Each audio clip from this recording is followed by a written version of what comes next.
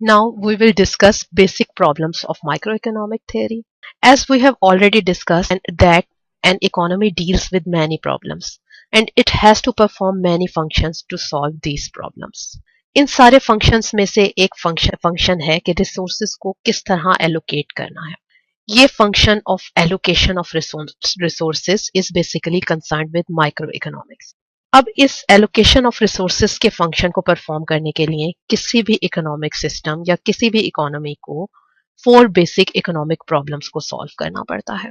ये प्रॉब्लम है determination of output composition और determination of what to produce. Number 2 allocation of resources and organization of production. Number 3 distribution of the product and number 4 maintenance and expansion of the productive capacity of the economy. Let's discuss them one by one. First of all, determination of output composition or determination of what to produce. Resources available with the country are very limited or scarce, and an economy should use these resources in order to produce multiple goods. So main question for an economy is what goods should be produced or in what quantities of goods and services to produce. ये जो question है ना what to produce, ये decide करता है कि कितनी amount में किसी भी इकोनॉमी को food items like wheat, rice और शुगर प्रोड्यूस करने हैं, कितनी अमाउंट में क्लोथिंग प्रोड्यूस करनी है, कितनी अमाउंट में मशीनरी प्रोड्यूस करनी है यानी कैपिटल गुड्स को प्रोड्यूस करना है. The question what to produce is basically concerned with the demand for goods and services by the consumer. In other words, demand for goods and services by the consumers determine the composition of output in an economy. जब consumers अपनी income को spend करते हैं in purchasing different goods and services, तो वो relative prices of goods and services को determine करने में हेल्प कर रहे होते हैं. फॉर एग्जाम्पल, अगर कंज्यूमर किसी पर्टिकुलर गुड को पसंद करना शुरू कर देते हैं तो they begin to demand more of that good. Like sugar की डिमांड इंक्रीज हो जाती है किसी भी इकोनॉमी में, तो शुगर के प्राइसेस जो हैं वो राइज कर जाते हैं क्योंकि प्रोड्यूसर्स जो हैं वो इस गुड से ऑब्वियसली ज्यादा प्रॉफिट जनरेट करना चाहते हैं, तो वो इसके प्राइसेस को राइज कर देते हैं. अब in order to getting more profit वो इसकी प्रोडक्शन भी इंक्रीज कर देते हैं. इस तरह जो कंट्री के रिसोर्सेज हैं किसी और गुड लेट से प्रोडक्शन ऑफ फ्लोर से डाइवर्ट होके फ्रॉम प्रोडक्शन ऑफ शुगर की तरफ वो आ जाते हैं. इसी तरह जिन इंडस्ट्रीज की डिमांड कम हो जाती है, लेट से प्रोडक्शन ऑफ फ्लोर की डिमांड किसी इकोनॉमी में कम हो गई है और शुगर की डिमांड बढ़ गई है, तो रिसोर्सेज जो हैं वो इकोनॉमी के रिसोर्सेज वो शुगर की तरफ मूव कर जाएंगे. इस तरह से एक इकोनॉमी ये डिसाइड करती है कि किस तरह उसे क्या क्या एक इकोनॉमी में प्रोड्यूस करना है, कौन कौन सी गुड्स एंड सर्विसेज किस किस क्वांटिटी में प्रोड्यूस करनी है. After deciding about what to produce, an economy has to decide about the allocation of resources and organization of production. It means that how resources of the economy should be utilized to produce desired goods and services. This involves two things. First thing is withdrawing resources from industries whose goods are valued less by the consumers and moving them towards industries where goods are valued more by consumer. पहली चीज ये show करती है कि जिन industries की goods की demand कम होगी तो रिसोर्सेज ऑफ द इकोनॉमी वहां से शिफ्ट होकर उन इंडस्ट्रीज की तरफ मूव कर जाते हैं जिनकी गुड्स की डिमांड ज्यादा हो. बिकॉज जो भी इंडस्ट्रीज वो गुड्स एंड सर्विसेज प्रोड्यूस कर रही हों जिनकी डिमांड ज्यादा है, वो अपनी गुड्स के ज्यादा प्राइसेस डिमांड करती हैं. इस तरह वो अपनी आउटपुट को बढ़ाने के लिए ज्यादा फैक्टर प्राइसेस भी पे करती हैं. In this way resources of the economy जो है वो मूव कर जाते हैं उन इंडस्ट्रीज की तरफ जिनकी डिमांड ज्यादा होती है. फॉर एग्जाम्पल, अगर शुगर की डिमांड इकोनॉमी में इंक्रीज कर जाए तो क्या होगा कि शुगर के जो प्रोड्यूसर हैं वो अपनी शुगर की प्राइस भी इंक्रीज कर देंगे और इसके साथ साथ वो ज्यादा प्रॉफिट गेन करने के लिए they will produce more sugar and begin to pay higher factor prices for this good. The second thing is deciding about techniques of production or deciding in what combinations resources be used. ये चीज relative factor prices पर depend करती है. Economics का basic objective है to maximise profit and to minimise cost, और firm भी इसी बेसिक ऑब्जेक्टिव को अचीव करने की कोशिश करती हैं, यानी वो अपनी गुड्स एंड सर्विसेज को लीस्ट पॉसिबल कॉस्ट में प्रोड्यूस करने की कोशिश करती हैं। फॉर एग्जाम्पल, अगर लेबर चीप है और कैपिटल एक्सपेंसिव है, तो फर्म्स क्या करेंगी? They will try to use more labor and less capital. And in this way, producer will be able to produce larger outputs with least possible cost. After deciding about what to produce and how to produce, third problem of microeconomic theory is the distribution of the product. It depends upon the personal income distribution. इसको हम इस तरह से देखते हैं कि जिन लोगों की इनकम ज्यादा होगी, they can purchase or consume larger amounts of goods and services, और जिन लोगों की इनकम कम होगी वो गुड्स एंड सर्विसेज भी कम प्रोड्यूस करेंगे, बिकॉज इनके पास जो रिसोर्सेज हैं to purchase these goods and services, या जिसको हम दूसरे लफ्जों में इनकम कहते हैं, वो कम है।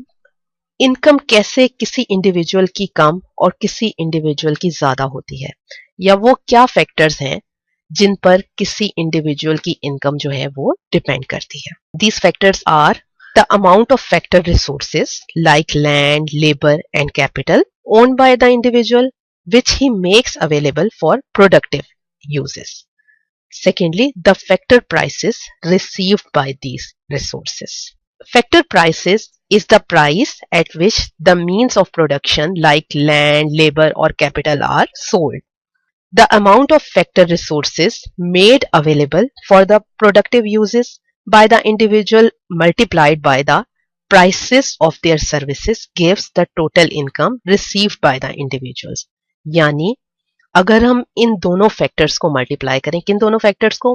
Amount of factor resources owned by the individual and factor prices received by these resources, हम इन दोनों चीजों को मल्टीप्लाई करें तो हमें उस इंडिविजुअल की जो टोटल इनकम है जो वो रिसीव कर रहा है उसका पता चलेगा। फॉर एग्जाम्पल, एक इंडिविजुअल अपनी लेबर सर्विसेज को प्रोवाइड कर रहा है किसी प्रोडक्शन प्रोसेस में, तो उसकी monthly income will be equal to the number of hours of work provided by him during the month multiplied by the hourly wage rate received by him. यानी जो hourly wage rate है वो उसकी factor price होगी, और उसने जितने घंटे काम किया होगा एक महीने में, अगर हम फैक्टर प्राइसेस और उस चीज को कि उसने कितने घंटे एक महीने में काम किया है, इन दोनों को अगर हम मल्टीप्लाई करें तो ये उस लेबर की इनकम होगी। Similarly, if an individual owns land और रेंटेड बिल्डिंग, तो उसकी इनकम के लिए हमें अमाउंट ऑफ लैंड जो वो ओन कर रहा है और रेंटल रेट ऑफ लैंड, इन दोनों चीजों को मल्टीप्लाई करना होगा। इस तरह दूसरे फैक्टर्स ऑफ प्रोडक्शन यानी कैपिटल और एंटरप्रेन्योर की भी हम इनकम को डिटरमिन कर सकते हैं। इस तरह से वो लोग जिनके पास ज्यादा प्रोडक्टिव रिसोर्सेज होते हैं उनकी इनकम ज्यादा होगी, and those individuals who own less productive resources, their income will be automatically low, or they will enjoy low incomes. अब फैक्टर्स और रिसोर्सेज जो किसी भी इंडिविजुअल के पास होते हैं उनकी प्राइसेस को कैसे डिटरमिन किया जाता है? The factor price or resource prices are determined in the market through forces of demand and supply. Demand और सप्लाई की फोर्सेस से हम फैक्टर प्राइसेस को डिटरमिन कर सकते हैं। लेट्स से किसी रिसोर्स या फैक्टर की डिमांड बहुत ज्यादा है, तो उसकी फैक्टर की प्राइस भी इंक्रीज हो जाएगी in order to match its demand. इसके अलावा अमाउंट ऑफ रिसोर्सेस जो किसी भी इंडिविजुअल के पास है वो कुछ और फैक्टर्स पर भी डिपेंड करते हैं। लाइक अगर एक इंडिविजुअल के पास इस तरह की स्किल्स हैं जिनकी डिमांड और प्राइस मार्केट में ज्यादा है, तो उनकी इनकम भी ऑब्वियसली ज्यादा होगी। इसी तरह अगर किसी इंडिविजुअल के पास प्रोडक्टिव कैपिटल ज्यादा हो, चाहे वो कैपिटल इसने थ्रू इनहेरिटेंस लिया हो या उसने अपनी सेविंग के थ्रू उस कैपिटल को सेव किया हो, उस कैपिटल को बनाया हो, तो उस कैपिटल की वजह से उसकी इनकम ज्यादा होगी।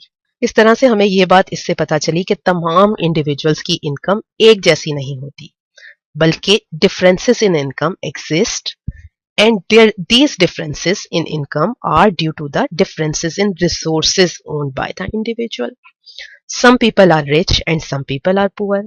यानी इससे हमें ये पता लगा कि इनकम इनइक्वालिटीज इकोनॉमी में एग्जिस्ट करती हैं और इन इनकम इनइक्वालिटीज को हम खत्म नहीं कर सकते, लेकिन गवर्नमेंट इसमें कुछ रोल प्ले कर सकती है टू रिड्यूस और to minimise these income inequalities through taxing the rich and subsidising और spending these taxes on poor. इस तरह से ये इनकम इनइक्वालिटीज जो हैं वो मिनिमाइज हो सकती हैं या रिड्यूस हो सकती हैं। Fourth basic problem of micro economic theory is maintenance and expansion of the productive capacity in the economy.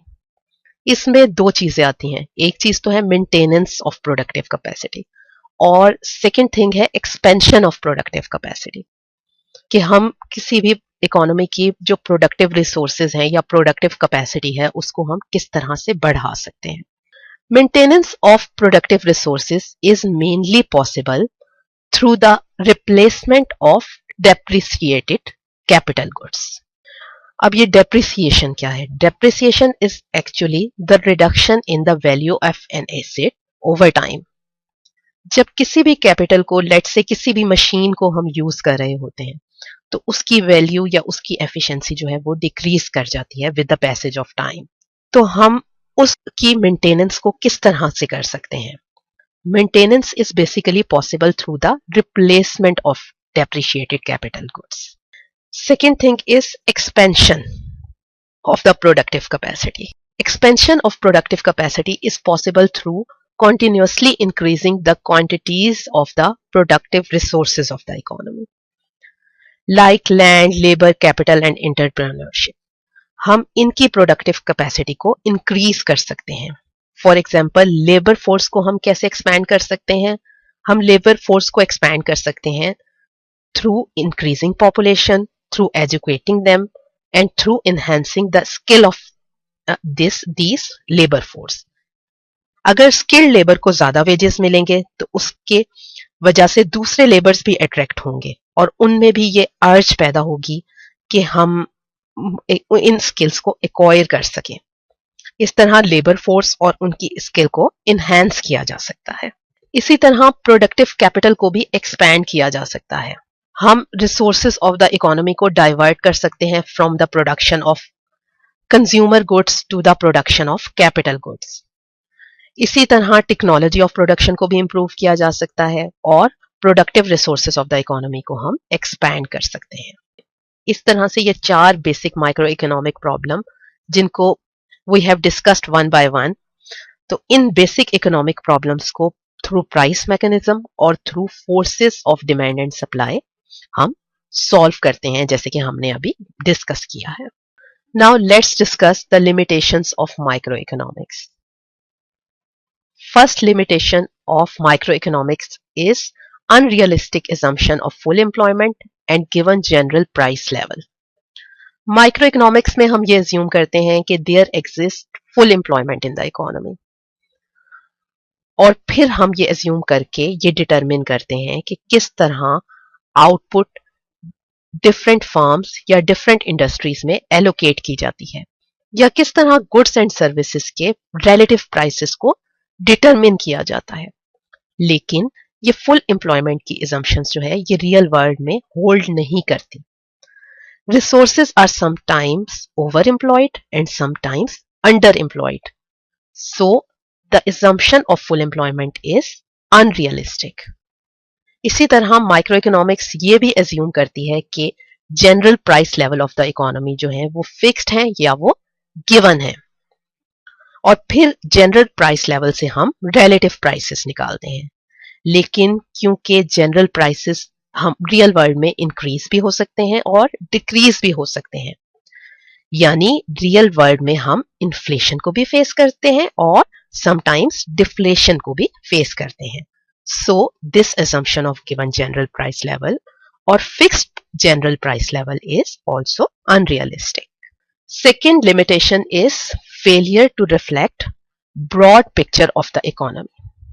That is, microeconomics sometimes fails to represent or reflect the broad picture of the economy or broad spectrum of the economy. As already discussed कि हम microeconomics में behaviour of different parts of the economy को analyse कर रहे होते हैं। तो इस तरह ये समटाइम्स पूरी इकोनॉमी या ओवरऑल इकोनॉमी को रिफ्लेक्ट नहीं कर रही होती। फॉर एग्जाम्पल, अगर पूरी इकोनॉमी जो है वो प्रॉस्पेरिटी फेज में हो, यानी पूरी इकोनॉमी जो है वो इकोनॉमिक बूम की कंडीशन में हो, लेकिन एक इंडिविजुअल फर्म डिक्लाइनिंग कंडीशन को शो करे, यानी वो प्रॉफिट जनरेट ना कर रही हो, और हम सिर्फ उस इंडिविजुअल फर्म को स्टडी करें, तो इससे हमें इकोनॉमी का रॉन्ग इंप्रेशन क्रिएट होगा। हम ये सोच सकते हैं कि शायद पूरी इकोनॉमी भी रिसेशन में है या पूरी इकोनॉमी में भी डिक्लाइनिंग फेज चल रहा है। तो इस तरह से micro economic analysis most of the times does not give us और do not explain us the broad picture of the economy. Third is abstraction of reality. Sometimes ये ख्याल किया जाता है कि micro economic theory is somewhat an abstract और ये real world को कंप्लीटली डिस्क्राइब नहीं कर रही होती, क्योंकि माइक्रो इकोनॉमिक एनालिसिस में इकोनॉमिस्ट समटाइम्स सिर्फ कुछ रेलिवेंट डाटा को कंसीडर करते हैं और इस तरह ये एग्जैक्ट रियलिटी को समटाइम्स डिस्क्राइब नहीं कर रहा होता। Fourth limitation is that microeconomics is based on simplifying assumption। ये कहा जाता है कि माइक्रो इकोनॉमिक्स सिर्फ सिंप्लीफाइड assumptions पर बेस करती है और ये कॉम्प्लेक्स रियल वर्ल्ड के फिनोमेना को इग्नोर कर देती है। For example, there is an assumption that all firms seek to maximise profit and minimise cost, but in real world इससे भी बहुत ज्यादा कॉम्प्लेक्स फोर्सेस हैं या कॉम्प्लेक्स फिनोमेना जो हैं वो फर्म्स के बिहेवियर से अटैच्ड होते हैं, which are usually not discussed in context of microeconomics. Fifth limitation is that microeconomics is always assumed to be an unfinished business. ये इस तरह से है कि किसी भी माइक्रो इकोनॉमिक्स के कॉन्सेप्ट को या किसी भी माइक्रो इकोनॉमिक्स की थ्योरी को हम ये नहीं कह सकते कि this is the final product. जैसे जैसे फर्दर डाटा की अवेलेबिलिटी होती है या जैसे जैसे टेस्टिंग टेक्निक्स चेंज की जाती हैं, तो माइक्रो इकोनॉमिक थ्योरीज भी फर्दर इंप्रूव होती जाती हैं। तो हम ये कह सकते हैं कि माइक्रो economics is somewhat an unfinished business.